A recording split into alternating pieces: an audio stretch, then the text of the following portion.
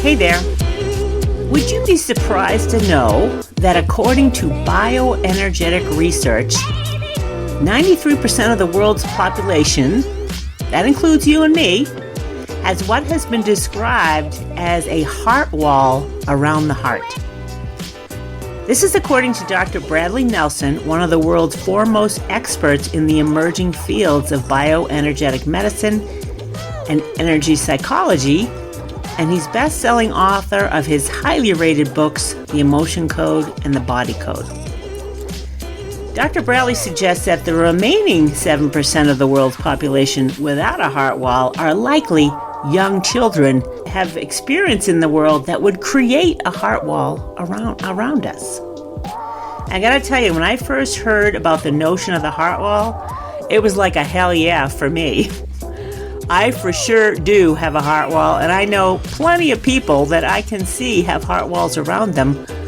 This is not a judgment, it's just an observation that it's kind of put some language around what I'm seeing. There's blocks. People are blocked on particular topics or issues for which there's a heart wall around it, and they can't be expressed or discussed or anything because it's there. So I think it's pretty easy to see that all of us really do have heart walls, and it's like it was a no-brainer for me to say, come on, let's take it down. Let's get out that wrecking ball. Like that, is that a Miley Cyrus song, Get the Wrecking Ball Out, or Katy Perry? One of those ladies has a wrecking ball, and when I heard about the heart wall, I'm like, oh my God, take it down. And if you're anything like me, always intending to improve ourselves, yet on many fronts we still have issues. We can't resolve some things aren't changing. This was kind of like a wake-up call, like here's the answer to your prayer, lady. This is where you could get some significant help. So today, I promised that I was going to share my experience of taking down my heart wall that I did in 4 sessions with a certified emotion code practitioner that I easily found on a Google search. But I set my intention before the search to find someone who's really energetically aligned with me, serves my highest good, is the healer, can help me, blah, blah, blah. So I really put all my ducks in a row before I started the search. And it was funny, I found this woman, her first name is Lee, and I booked it like at 11 o'clock at night. I decided, I've got to do this, I've got to do it now. I can't move forward in my life without addressing this issue. So I think I've shared with many of you that I'm a clairvoyant, and I awakened into this gift in 2003 during a quantum spiritual awakening. And my, let's call them friends or spirit guides in the non-physical, send me messages that are kind of affirmations or validations that you're on the right path. Plus they know I like good humor, and so do they. So the morning after I ordered my heart wall session, which is a 4-block package, which was so friggin' affordable, it was a no-brainer on top of a no-brainer. When you consider the cost of having to go have a heart transplant, as an example, or go to an emergency room because you're having a heart attack or whatever. And you'll see why I mention this later when I share my story. But, to spend under $500 for 4 sessions to have an energetic heart wall removed, something that's literally squeezing the life out of your heart, which was true for me. I can't say it's true for you, but I'm telling you, it was true for me. I knew it. I want to share my experience with this, and I'm not getting paid to refer you to emotion code practitioners. There's no ulterior motive here, except for my experience of it was significant, and I want to share it with you because I think it's a no-brainer for all of us, if you ask me. Now, I've already done an episode about the emotion code, which is what the process I went through what's called the emotion code process with a certified practitioner of taking down the heart wall, and it can address many other things. And I'm going to share that podcast on a resources page that I created at themindbodyspiritnetwork.com /emotion code, all one word. or you can simply go to the top of the show notes below with that link. You can get all the resources, tons of resources I'm sharing about the emotion code. You can get them all on that page, including links to Dr. Bradley's. He has a page of certified practitioners that you can refer to as well. So I've curated all sorts of resources and links there that you can access after this podcast or whenever you want. But before I get to today's topic, which is a really good one, I got tons of stories to share as well. The stories alone are worth their weight in gold, I think. I think you'll find them super helpful. If you have physical ailments, or you got a heart wall, you've got emotions that are trapped, they're wreaking havoc in other parts of your life, this is the episode for you.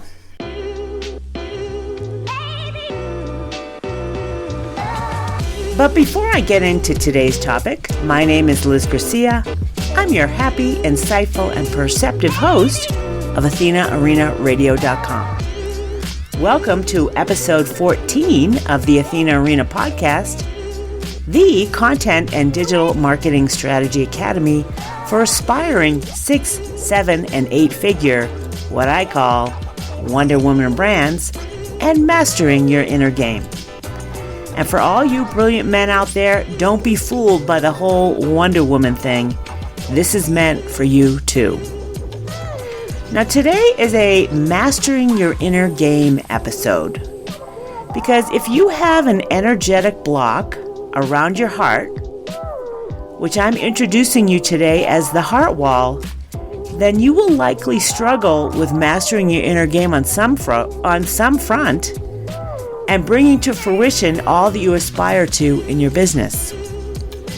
And heads up, today's episode was created for my other podcast, Your Weekly Dose of Higher Consciousness. So there's reference here to past episodes that were done over there and a resources page that you're going to find on my other website, the mindbodyspiritnetwork.com. So just heads up on that. But you'll find links to references I'm making in this podcast in the show notes right at the top. So I do want to reiterate that the Emotion Code book calibrates at 370 on the scale of human consciousness, according to consciousnesscalibrations.com, which is where I first came across the book. And I've already come across Dr. Bradley Nelson before through the Shift Network and his webinars.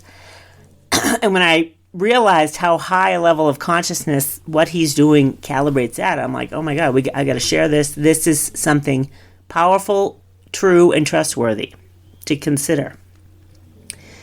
And to put the emotion code into further context, the state of being healthy calibrates at 360 on the scale of human consciousness. So the energy of someone who is purely healthy is 360, which would be like your Olympic athletes. Some of them. We all have mental stuff going on and emotional that kind of corrupts the overall healthiness of us. But on a pure level, healthy is 360. The Emotion Code book is 370. So the energy fields embody power, truth, constructive, positive, uplifting energy. And I've already given you the details of the significance of this in my first episode that I mentioned, which, again, you can access on that resources page. So I did a podcast all about the Emotion Code book and the online course that Dr. Bradley teaches, and speak about the energy of these things so you understand better. We're talking about impersonal attractor fields or energy fields that are not opinion. So again, you can go to the mindbodyspiritnetwork.com/emotion code, all one word, or you can simply grab the link at the top of the show notes below with all the resources, links, videos, podcasts, all kind of the emotion code chart, which I'm going to share with you momentarily, but it's all on that resources page. So in this episode, I want to share my experience of energetically removing my heart wall with a certified emotion code practitioner. And you don't have to hire someone to go through this with you, because the book helps you do it on your own. And then if you want to go deeper, there's a webinar link. There's a free introduction to it with Dr. Nelson that leads to an online course if you want to really go deeper into it and really start to be able to heal yourself and others once you understand how to do the emotion code process.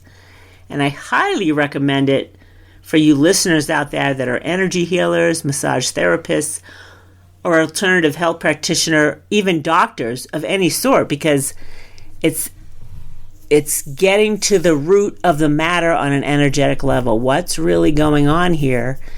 And if you're a physical doctor, understanding the energetic aspect of it is huge and will benefit you tremendously to put the two together.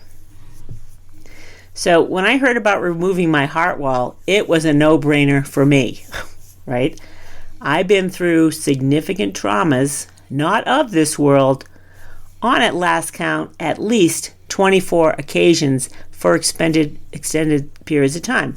And this is not to, play my little mini violin or cry me a river, but that they were horrific and not of this world. So let me just leave it at that. So what I want to do is I'm going to outline the process of what happens during an emotion code session with this particular practitioner I went through, but it's also outlined in the book. It's the same process, but the book, it would be good to have the book handy if you decide this is good. Plus, the book has tons of testimonials, because even my practitioner said everyone's results she's surprised by them all. There's always something new and different. And I got to say, the results I'm going to share with you today, I had no expectation of, didn't even consider it. But it's so significant, you want to stick around to hear it. But I want to go through the process first and walk you through it. So I met with a practitioner online through Zoom. You don't have to be present to do this in physicality, though I always like that way. I understand that there's no barriers in consciousness to energy fields. So I just wanted to get going and get it done. So the practitioner gets online with me, and the first thing that we do is so what's involved in this is applied kinesiology, which is also known as muscle testing. And applied kinesiology calibrates at 430 on the scale of consciousness, which is powerful, constructive, and true. All right, so it's not woo-woo. There's energy and truth in the use of applied kinesiology to determine root causes of things. And the body is not separate from the truth in consciousness about anything, right? And the body can tell you what's going on with it without you trying to guess. I mean, you could feel it, but the body's like, well, let me tell you exactly what's going on, which is kind of funny. If the body could speak, the body would be like, this is what's going on. This is what we need to remove. And it's funny, I've spoken to many energy healers and massage therapists who experience, after years of doing this work, the body's just like, let's just get to the point. Let me tell you what's going on here. This is where you're going, which is, I'm kind of making it funny but kind of metaphorical. But really, this is what's going on with many, many healers and therapists out there have been doing this for decades.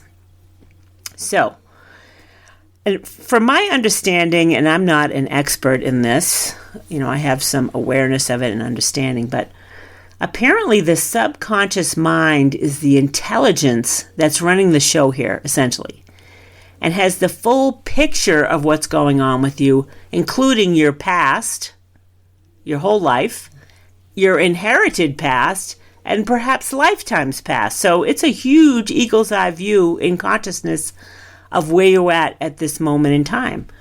So it's best to just get your thinking out of the way, thinking you know it all, and allow a higher self or higher source of intelligence, universal intelligence, to help you with what you're struggling with. So the subconscious mind has a view on how to release the trapped emotions in the most effective and least disruptive way possible. So the beginning of the session, the practitioner asks, do you have a heart wall? And the practitioner will muscle test and get a yes or a no. And then in my session, the practitioner is like, how deep is that heart wall? How thick is it? Is it 2 inches thick? Is it a foot thick? Is it a couple yards thick? Is it a couple miles thick? And in my case, it was 4.5 miles energetically thick, which is interesting. But, I thought, oh my God, what's wrong with me? Well, I know what's wrong with me because I've been through horrific stuff and it's understandable. But she says, no, most people have heart walls that are pretty darn thick. And she said she got a visual because she's clairvoyant. She got a visual on my heart wall and she's like, it's as if you're Rapunzel up in her castle. No walls, no doors, no way to get in. And I'm like, well, that's pretty true in my life experience in the last 20 years to some extent, but it may be an exaggeration, but it's not an exaggeration. On some topics, it's that true. Like nothing's coming in for me on several key issues in my life. So that was funny that she described it that way. And then she said with men, she'll get a visual on men where they're living in a castle with a moat, and the moat is filled with alligators, sharks, pirate ships. Nothing's coming through. So I thought that was a really great metaphor for men. I'm like, so men and women out there, we've got our heart walls all wrapped up around us, and clairvoyants can see exactly what they look like, which is super funny. And I thought it was like, oh my God, please help me. Help Rapunzel out of her castle. Okay.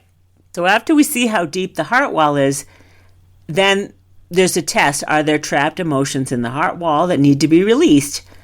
And if so, can they be released today? So that's where, every session I got a yes. Yes, there's a heart wall. Yes, there's trapped emotions that need to be released today. Yes, 1,000 times yes. So after you determine that there are trapped emotions, you got to determine which ones you got to go after first. And this is where a practitioner will use what's called the emotion code chart, which I'll include in that resources page, but you can Google it and you can access it on Dr. Bradley Nelson's websites as well. He makes that readily available, but I'll make it available on that resources page because you can have all kinds of resources there. I'll curate for you. I've already done the work of finding, and I'll just put them there for you. So the chart is envision 2 columns, 6 rows. And at the intersection of those columns and rows, there are 5 emotions in each one of those cell blocks. And then each of the rows has organs that are associated with the emotions, which if you own Louise Hay's You Can Heal Your Life book, she has similar associations. And acupuncturists for sure know that there are key meridians that are tied to different organs, so each trapped emotion is associated with an organ, which is super interesting to become aware of. If you have kidney problems, heart problems, lung problems, eye problems, they can all be tied back to an associated emotion, as an example. So what the practitioner will first do a little test. Okay, is it in column A or column B? Narrows it down. And then she said, is it an odd or an even row? So she narrows it down, and then she says, okay, if it's an even row, is it in row 2? Is it in row 4? Is it in row 6? Narrows it down to 5 emotions, whatever that cell is. And then she'll test each of the emotions. Is it this number 1, number 2, number 3, number 4, number 5? Okay, so she narrows it down to 1 emotion, not many, just 1. And I'm going to grab my list of emotions because I kept track of it all because I was interested to know what they were and notice that there was a pattern of recurring ones, which was interesting to know. And this will give you an example of what can be trapped in the heart wall. And let me just look at my first session. Okay, I think this was it. All right. Although it should have been 11:22. Okay. So as an example, in my first session, oh, geez, I'm not looking at this properly. Hold me. Okay, let's just go with this one. Because typically, the first emotions are going to be ones that were kind of popped up when you were young. So as an example, my first 3 emotions that we worked with, well, we only do one at a time. The first one was lack of control. The second one was shame, and the third one was humility, or humiliation, not humility, humiliation. So they'll find a particular emotion, and then you got to test to see whether you need to go deeper on it and discover when the first emotion, when it first became trapped. So for me, the emotion of lack of control first became trapped at between age 3, 4, and 5. And she can narrow it down to 3 years. So she has an age range like 3, 4, and 5. And then she'll say, do you recall any situation at that age where you would have experienced this? Then there was another one called shame and humiliation that came at 3, 4, and 5. And that was a situation that I could remember. So I don't know that it's not, she said it's not essential to remember the exact event, but I think it's good to bring into your awareness the fact that something like this happened at a very young age, and you didn't know any better not to trap it or suppress it or repress it, because we didn't know. This is what we're taught as humans in our evolution of consciousness to date, has been taught to suppress and repress emotions, not express them or whatever, or talk about them. Certainly not way back then when I was 3, 4, or 5 in the 60s. I'm 60 now, so that's where I'm at age-wise, physically, not emotionally. Emotionally, I'm maybe 18, maybe 12, I'm not sure. So anyway, you get my point. Okay, so then we find the emotion that's trapped. You don't get involved in it. You don't have a discussion. You don't, talk for hours about it. You just release it. And you can look at the videos that I'm going to share and show you how they get released. So I'm not going to describe it. You can look at the videos because I recommend that you do. It couldn't be simpler. And because it sounds simple, many of you may be skeptics. It's like, oh, that's not going to work. But I'm telling you, you can be as skeptical as you want, or you can trust consciousness research and the calibrations that energy medicine in general calibrates at 460 on the scale of consciousness, whereas everyday science and medicine 450. So there's something to energy medicine. It's super powerful, holds more truth than most doctors and scientists are aware of. So then you release the emotion, and then you go through, and a typical session, you'll release anywhere from 10 to 14 trapped emotions. And I wrote all of mine down. And then you'd get to a point where that was enough to process and the session was over. So the subconscious mind is kind of running the show. You're like, you're done, no more today. You had enough. Because you need to process them. And I'm not quite sure what's going on in consciousness there, except for the intent to release them is one, which is powerful. And the prayer to I'm done with this, can I move on, please, right, is powerful. And how long it takes, so here's something that give you heads up, a little slight, just heads up. When you're releasing trapped emotions, it's not that you're necessarily getting rid of them that easily, which you are. It's pretty easy to get rid of them. But there could be residue because you've released it and now it still needs to come out. So what I experienced for the first couple days was, as example, not every day that I did this, but on some days I would experience anger, big time, frustration, bitterness, and resentment coming up. I could barely contain myself. So I knew better than to express it on anyone. I just had to be with it and allow it to pass through me. This is the wisdom I would suggest, that how you deal with this. You got to understand this is old news. It has nothing to do with the present moment at all. Nothing. Unless you want to blame someone for triggering it.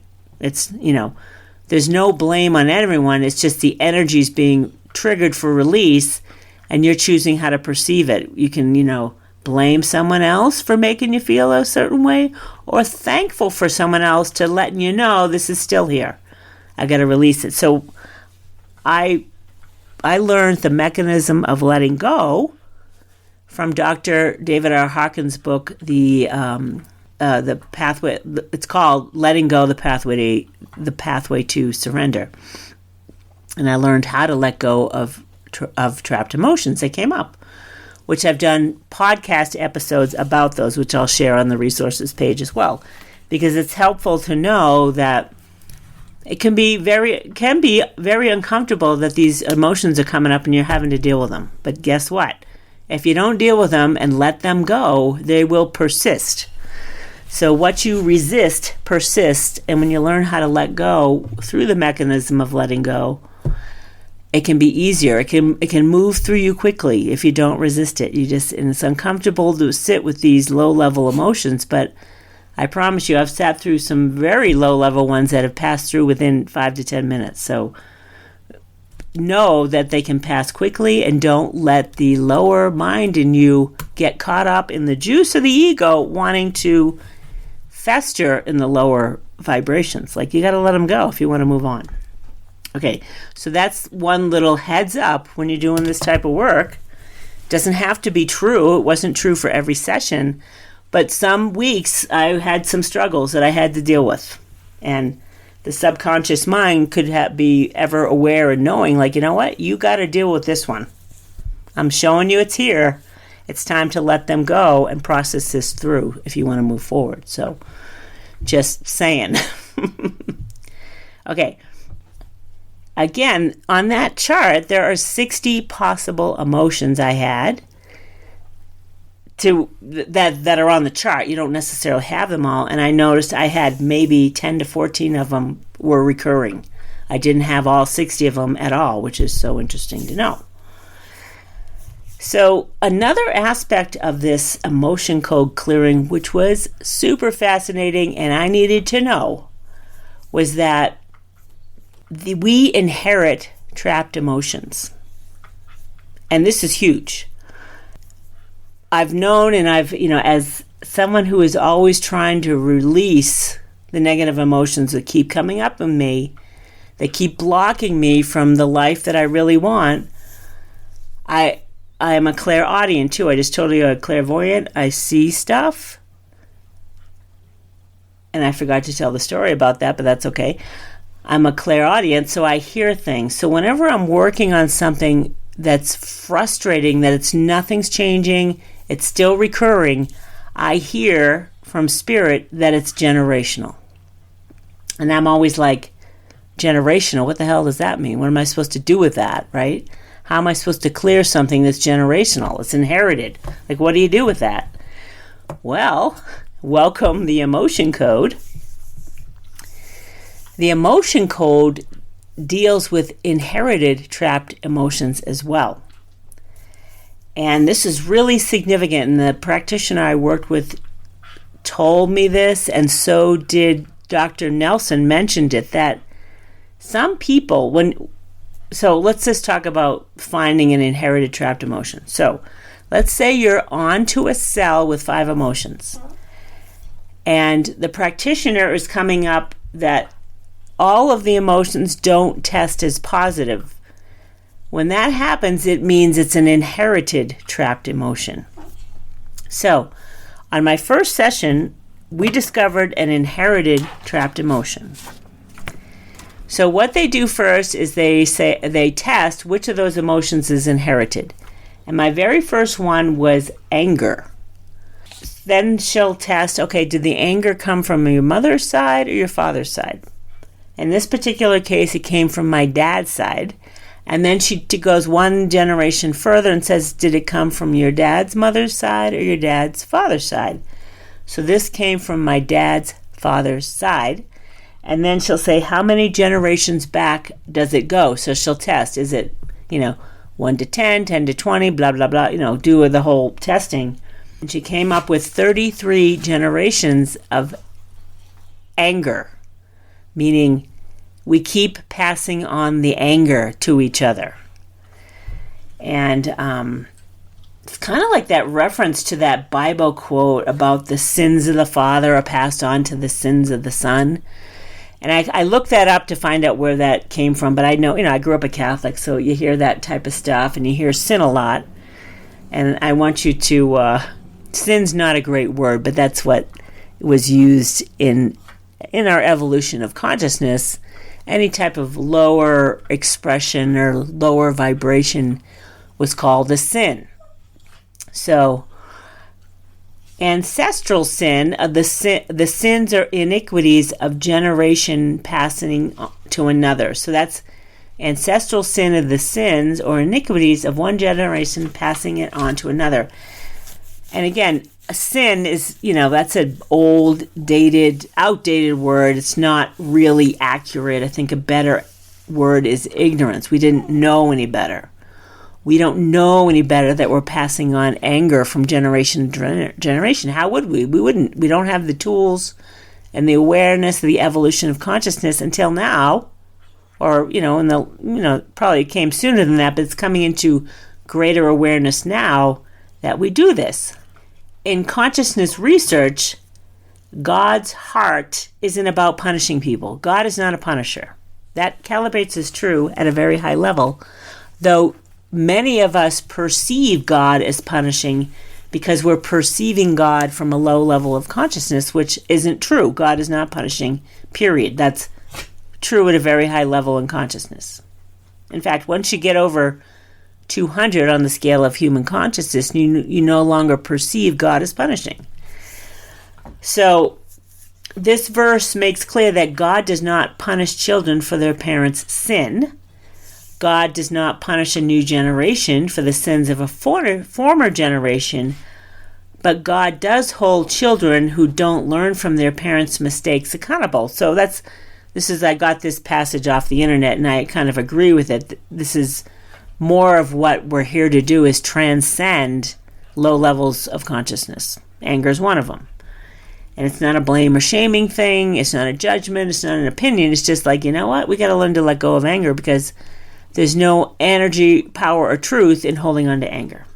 I don't want to get all religious on it because I'm not really religious, but I do appreciate helping people that are religious. It's not that I'm not religious, but I don't get into it. But people that are, devoted to Jesus and God and the Word of God and Buddha and all of them know that to misperceive God as punishing is a misperception. And this is kind of helpful to know.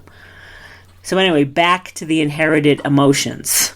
We all have them. We're human, right? And I just shared with you right now, my inheritance is 33 generations of anger as one. Then we did another one with my dad, which was self-esteem. That had 57 generations of anger passed down through his mother's line. So this is super helpful to understand this. So I want to share some pretty significant stuff, which Dr. Bradley mentions in some of his videos, and the woman I worked with mentioned as well. When you're working with people, there are many people that are clairvoyant, clairaudient, clairsentient, claircognizant, meaning they have extrasensory perceptions. Clairvoyants can see things that aren't there. So as an example, there are some emotion code practitioners can see the ancestors entering the room when you're getting ready to clear some type of inherited trapped emotion. And my particular practitioner could feel the room filling up with ancestors and future generations, because future generations are going to inherit this if you don't clear it now. So when we cleared anger, I had this huge release of kind of, crying for one, appreciation and love, like, oh my God, we just did something huge. I didn't fully understand it or embody it, but I just knew, like, oh my God, imagine if this one thing of releasing anger for 33 generations past and moving forward, this simply is like, oh my God, thank God for this. So I felt a huge sense of why not? Let's just keep doing it. I mean, this is so easy. Let's clear more generational inherited crap and be done with it all. Enough is enough. So that was my experience with that. And bringing into the awareness some stuff was super interesting. Now I came into the awareness that my mother was sexually abused by, I think it was an uncle or a grandparent when she was young. So were her sisters, and I had a vision of it. I didn't know what to do. I just had a vision of it, that it had happened. And then when my mother passed, my aunt confirmed that was going on in the family. So that type of energy is passed on from generation to generation. And I never really experienced it myself, but the energy of it affected my life for sure, and relationships. I didn't know it. And then when I came into the understanding, I understood my own behavior because I kind of mirrored my mother's behavior and became my mother on that front, putting a heart wall up around relationships for sure. So the energy of that had to do with, I think, self-abuse. I think the trapped emotion was self-abuse, which is a magnet for that type of sexual abuse. Any type of abuse, you've got the energy of self-abuse within you. Attracting it is my understanding of it. Don't hold me to it, but I'm just sharing what my feeling is on it. So that's the thing. Inherited emotions is huge, and this is what I feel is if you are challenged and things aren't shifting for you, you aren't able to make changes, things aren't going away, this could be the reason. And just to release inherited emotions alone is worth its weight in gold for all of us, right? It's a huge rippling effect in consciousness when you can take away inherited anger from 33 generations in the past and moving forward. And that's just one. We did, I think we did at least, 6 or 8 or 10 inherited trapped emotions that we dealt with in my heart wall session. So good to know. Now, I want to talk about my experience through the heart wall release. And essentially, after every session, there was a lightening, total relief from the trapped emotion or whatever. I don't know. It just felt like that. It's like a huge relief is gone.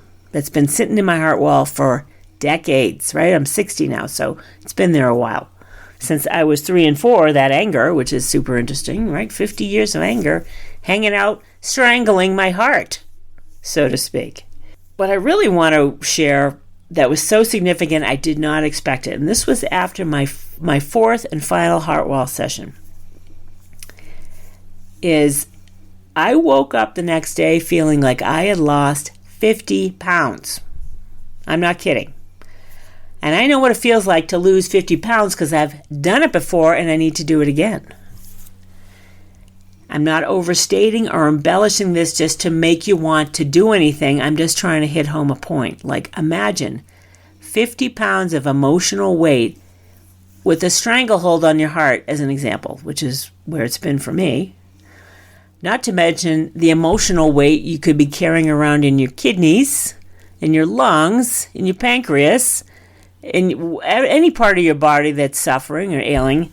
There's some likely an emotional trapped emotion strangling you there, okay? Just something to think about.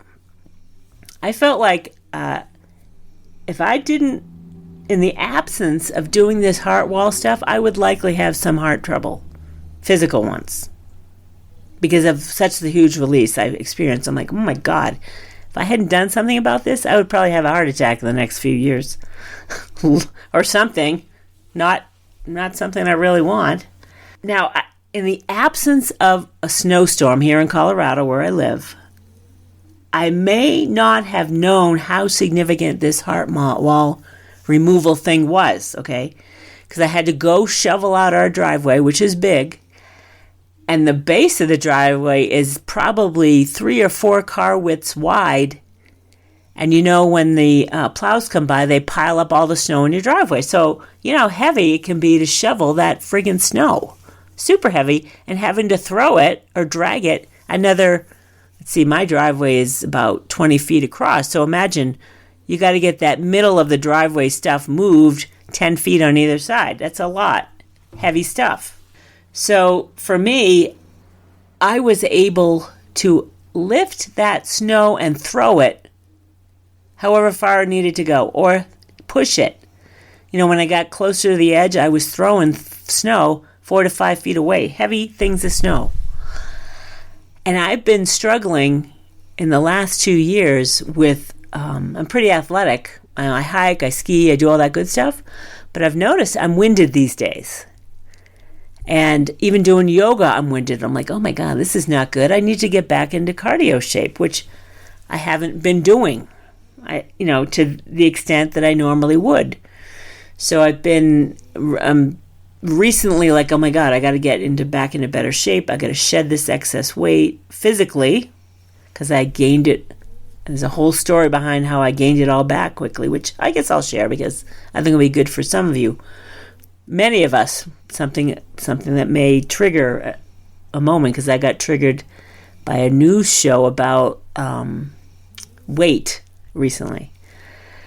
So anyway, not only did I feel like I lost 50 pounds physically, even though it was not physical, it was energetic, I regained the strength of not a 60-year-old overweight, out-of-shape woman, but the strength of my 40-year-old healthy, balanced weight, athletic self over this course of releasing the heart wall. And I did no cardio exercise to get this much strength back. So I'm like, holy crow, this is huge. That I was out there for over an hour shoveling snow. No, I wasn't winded. I wasn't tired. Nothing. Throwing snow like a champ. This is the power of the heart when you release the crap in front of it. And I know the power of a heart is huge. I already know that. So this was kind of evidence of the physicality that can shift when you release the trapped emotions in a heart wall. So I'm going to share my other experiences, and then I'll share this backstory about this at the end, because it's a lot of storytelling. So then I had one more session, a 5th session, which was a freebie for signing up as a first-time client for this practitioner. And I'm like, I'll do my freebie at the end, because I know that there's something called the body code. And typically, I think most emotion code practitioners are instructed to release the heart wall first, because for many people, getting rid of that heart wall is huge. And if you read the testimonials in the book or online with other practitioners, it's significant for everyone. Most everybody that wrote a testimonial, like, oh my God, I didn't expect it. This is what I experienced. And there's a whole array of types of experiences. Some people remove the heart wall and they got more money, better jobs, better opportunities. Other examples are more love comes into your life, more lovingness. People can't respond to the negativity and the trapped emotion in that heart anymore because it's not there. It's not a magnet for others to give you some negative response to, which I definitely recognize this in myself. People respond to me differently in a positive way. Imagine each of those trapped emotions is a magnet. It's a magnet to experience that trapped emotion, or look at it as a magnet to release it and become aware that it's there. That's kind of what it's doing. And this is huge, especially if you have difficult relationships. It's like, and I think Dr. Nelson mentioned it, that you don't have to change anybody else whatsoever. Change yourself, be the change, right? Be the change you want to see in the world by getting rid of the heart wall, and people can't respond to you. Whoever's like a negative attractor, someone who's negative in your life, always pushing your buttons, there's not going to be the energy there to push your buttons anymore because there is no more button. That's another, this is just one of numerous benefits to removing the heart wall. And I don't even care what the benefit is. I know that it's significant regardless, and I'm like, sign me up. Get the darn thing down because I need to shift my life now. So, anyway, there's something called the body code, which is focus more on the body. I'm like, I'll do that one at the end after I do the heart wall. Because again, most people, according to this practitioner, once the heart wall is done, people don't come back to her. They're done. They're like, oh, and when you remove something from your awareness, you even forget about it. You forget, like, oh my God, I did the heart wall. No wonder that I don't see that anymore. You'll realize, like, oh my God, that isn't around me anymore. And that was true for me in this particular body code thing, which I'm going to talk about. So I have these ailments in my body, and I'm 60 years old, so it's no surprise things are going to start, poking their head up and like, you know what, you got to address this. Hello, I'm telling you, something's going on here. So I've had this pain in my left breast, which is around the heart, and it kind of radiates down the arm, which would suggest heart problems or not. I'm like, you know what, I know there's energy, and it's an energy. I understand that. I don't need to go down the fear zone of I'm going to have a heart attack or I got breast cancer. I'm not going to go there. I'm like, I got energy there that needs to be moved. That's kind of how I choose to look at it, right? Neutral, it's just energy. I'm not going to tell a victim story about it and poor me, I'm going to die and I'm going to have cancer, blah, blah, blah. I'm not going to go down that road. I know better than to do that, even though subconsciously I might be doing it. But I'm not going to go down the fear. I've had enough fear in my life. I can die tomorrow. I'll be fine with it. I could be diagnosed with something that's going to kill me tomorrow. I'm okay with that. I've had a lot worse go on, and I know we're eternal, so it's all good. And I could be very flip right now and think I know it all, and I may not feel that way, but if I was really told that, who knows? But today I'm saying, it's all right. So anyway, I told her I had these particular ailments, like flare-ups. At night, my right hand and my right foot go numb for some reason. And I've got this thing around my left breast and heart, energy. And most of that stuff, so we did this body code clearing, which is a little bit different. So what's going on here is she's still using the emotion code chart, but pinpointing where in the body the trapped emotions are residing. So the first part she did was a chakra clearing. She worked around the heart chakra, because we're dealing with the heart for sure. The energy feels like it's there, and I have reason to believe why. I know why it would be there from one horrific experience I had. And then I have some clogged energy around my throat. I know need to be cleared. I forgot that one. And then these numbnesses in my hands and right foot. So she worked on the heart chakra stuff, cleared the trapped emotions there. And then she went into the physical body, which is super interesting, that we have trapped emotions between our lumbar spine.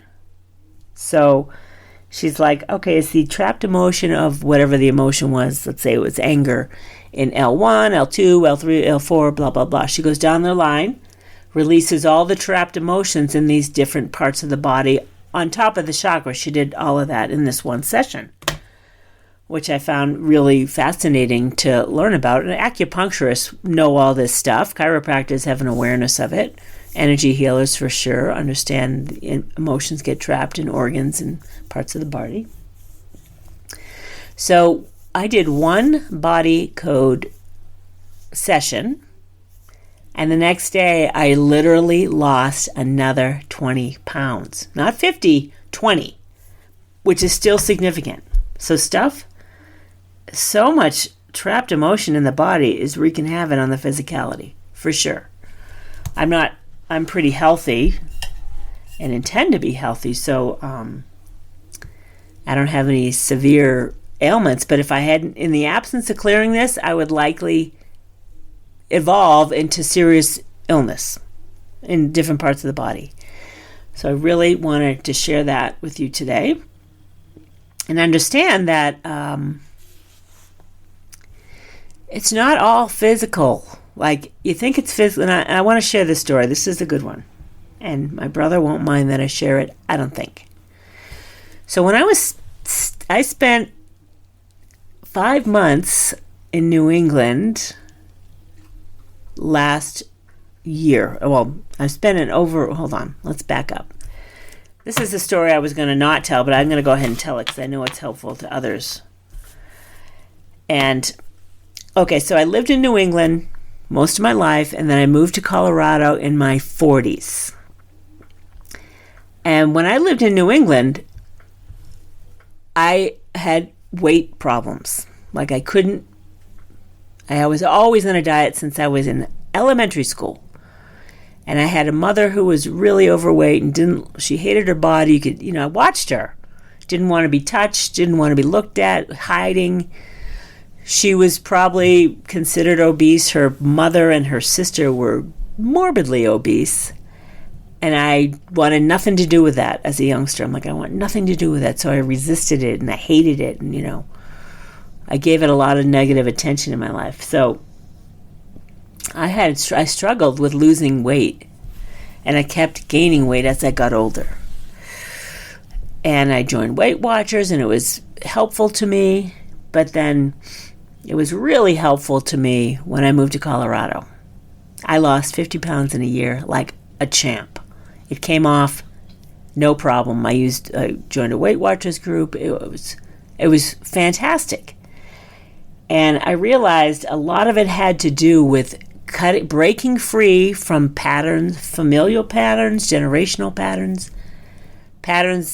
that the energy of New England is very different than the energy of Colorado, blah, blah, blah. So I lost 50 pounds and I kept it off for years, most of it, until my mother passed in 2011. Then I gained like 20 pounds after that. For whatever reason. I think it might have had something to do with giving away my power to my mother my whole life, and then when she died, I had no power. Or belief about it. There was some pattern there that wasn't good for me. So in any event, I put on maybe 20 of the 50 I had lost. And then when COVID hit, I was here in Colorado. We were all, stuck in the house from March through June or July. And then I decided, I got to get out of here. I can't stay here anymore. So I decided to go back to New England and visit my family and friends who I hadn't seen in more than 15 years. And I didn't even consider that would not be a great move for me if I wasn't paying attention.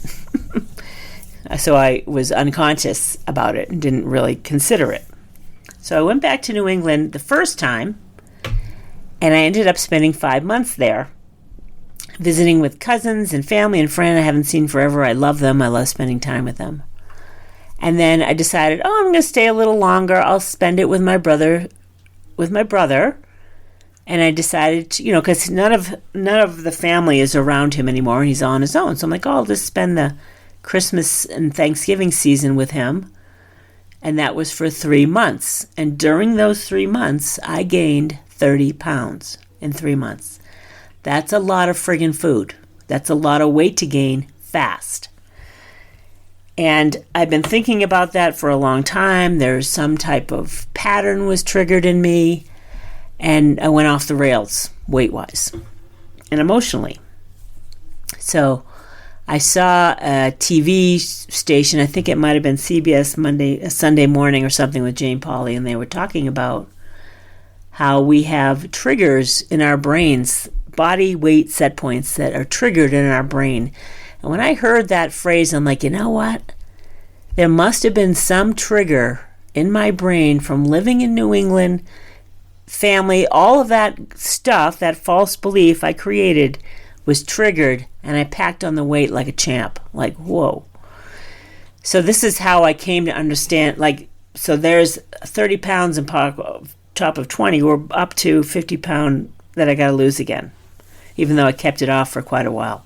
So I'm having to address this stuff, and that's why when the heart wall came up, I'm like, I got to deal with this right now. I got to deal with this because I'm going to die of being overweight and strangling my heart and the whole 9 yards. So I wanted to share that with you, and I also want to share one last story because it is related. 2 stories. All right, I'm going to take it a little longer, but if you have physical ailments, this is going to be useful to you, I imagine. So the first story is this. I went back to New England again for 9 months because I really hadn't thought about the whole association with going to New England and going down the sinkhole of negativity, gaining weight, feeling bad, blah, blah, blah. So I spent 9 months in New England. I had a good time. I enjoyed where I was, and I had friends and family around. It was good. But weight wasn't the problem. Something else became a problem while I was there. I went down the sinkhole of unworthiness for some reason, because it's clear in my heart wall removal, I had tons of unworthiness and worthlessness running in my heart wall, which is, it's not great for a life. If you want a nice life, if you got that running, it's going to be a challenge if you don't remove that stuff. So in any event, in the last few months that I was there, my brother ended up in the hospital with a heart condition. He ended up having to get a pacemaker. My brother is super athletic and fit, strong, always been an athlete, in really good shape, eats relatively well. And I go to visit him in the hospital, and he's like, I don't know why. He was frustrated, and he's like, why, and angry, because why should I need a pacemaker? Why is this going on with me? Questioning even getting one. I'm like, Steve, it has nothing to do with your physicality. And he's not one to kind of accept what he would consider woo-woo medicine, right?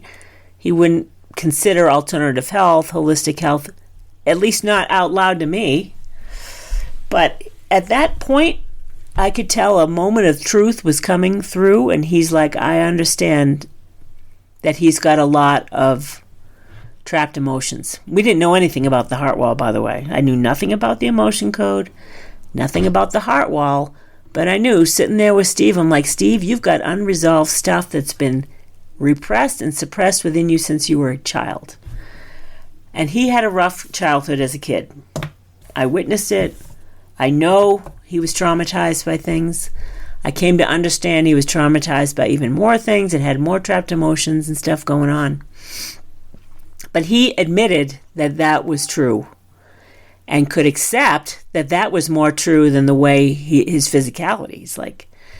So anyway, I came across this. I'm like, Steve, you're not done. You could have more heart problems if you don't address what's going on there. What has a stranglehold on your heart is trauma from the past, false beliefs, trapped emotions that are, self-abuse, one of them, right?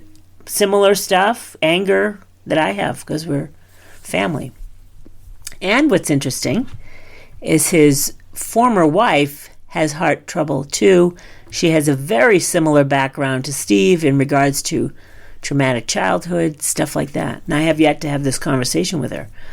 But I'm like, they can't. Steve's still having trouble, my brother, and so is his wife, and the doctors don't know what's wrong, which is kind of like a red flag to me, like, okay, you got to look at something deeper. Everything else is going to show up okay, normal, but guess what? The trapped emotions in the heart wall is not normal. You need to get rid of that stuff to free up the body from being strangled from that stuff. Negative. It's all negative, low vibe stuff. It's strangling the body. It's not the energy of the body. The body is positive energy at 205. All this other stuff is below 200, which is downward pulling destructive energy by nature, not judgment. It's just the nature of the energy. So that's one story about 2 very near and dear people to my heart, having physical heart problems with no apparent explanation, but I understand this is likely the explanation for both of them. They got significant heart walls that need to be removed. And then I met another friend. I went to visit another friend who had some serious cancer that had to be dealt with. And they had to remove one of her organs. And she understands this stuff, but I'm like, you know what? I don't think you probably haven't dealt with the trapped emotions behind it. So just because an organ is removed doesn't mean the energy behind it is not there. Just something to consider. And if you ask me, the $500 or less that's required to get the heart wall done by a certified practitioner, again, you can do this on your own. You can pay nothing. But I'm like, you know what? I want someone to work with me because I get in my own head about it, and I won't test accurately because I'm getting my own head about it. So I go to someone who's neutral, who's just getting the facts. Like, just the facts, ma'am. Here's the facts. This trapped emotion is here. We need to get rid of it. Period. So consider the cost of that, less than $500, versus an emergency room visit that required an ambulance ride, possibly open heart surgery, stents, whatever, to fix it. And this is not just the heart. This is every organ. If you got diabetes, liver problems, liver is big on the anger, by the way, kidney problems, heart problems, lungs, breasts, any type of internal organs, there's likely trapped emotions that can be identified contributing to that problem. So, this was a much longer podcast than I expected, but I hope it's helpful to wake you up to other possibilities if you're suffering from anything. If you have a heart wall and you're suffering from lack of love, lack of money, lack of meaningful relationships, you got blocks up everywhere around you, you're living in the Rapunzel's castle with no windows and no walls like I am, or in a castle with like a man who's got a moat with sharks and pirate ships and the whole nine cannons. You know what I'm talking about. A simple heart wall removal would be beneficial to consider. So that's it for today's Mastering Your Inner Game episode. And I hope you found it helpful to understand that it's highly likely you've got a heart wall around you on some fronts, for sure. We're all human. We can't help but put them up when we're young kids. Heart walls go up and they stay up because in the absence of knowing any better. If you found today's episode helpful, please comment, rate, or review us wherever you downloaded this podcast. And next week, I've compiled some excellent data and statistics and understanding of what Google's looking for these days in regards to getting your website ranked on organic Google searches. I'll see you then.